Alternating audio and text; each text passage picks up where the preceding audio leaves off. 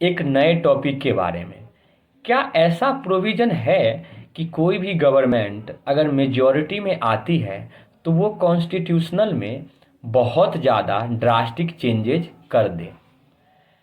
मेरा कहने का अर्थ यह है कि लेट सपोज कोई गवर्नमेंट जो है वो सत्ता में आ गई और उसके बाद उसने क्या किया, उसके बाद उसने मेजॉरिटी का मिसयूज करना शुरू कर दिया, जिसमें उसने ऐसा प्रोविज़न कर दिया जो अब महिलाओं को वोट नहीं देने दिया जाएगा, या हमारे कंट्री में जो है सो सम सेक्शन ऑफ सोसाइटी हैं वो सीएम नहीं बन सकते हैं, या फिर जो छोटे बच्चे हैं उनको जो है फ्री एजुकेशन जो है उसको कैंसिल कर दिया जाएगा।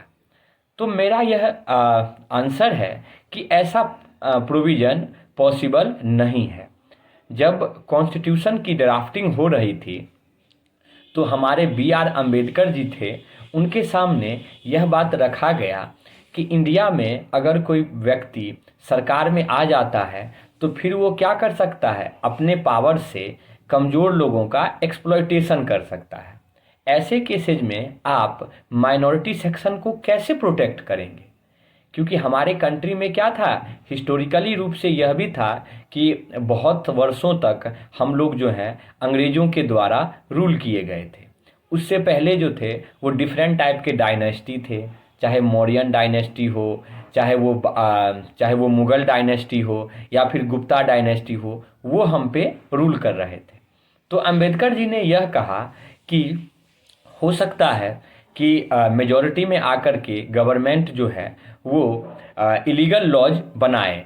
ऐसे कंडीशन में सारी रिस्पॉन्सिबिलिटी जुडिशियरी पे होगी, क्योंकि जुडिशियरी इंडिपेंडेंट होगी और उसके पास यह पावर होगी कि कोई भी गवर्नमेंट अगर मेजॉरिटी में आकर के कॉन्स्टिट्यूशन का वायलेशन करती है, उसके बेसिक स्ट्रक्चर को जो है सो ओवरराइड करती है, तो उस लॉ को जुडिशियरी कैंसिल कर सकती है।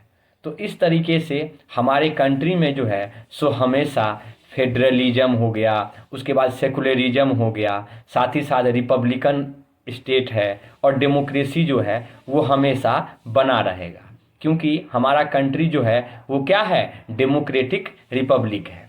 तो हमें कभी भी डरने की ज़रूरत नहीं है।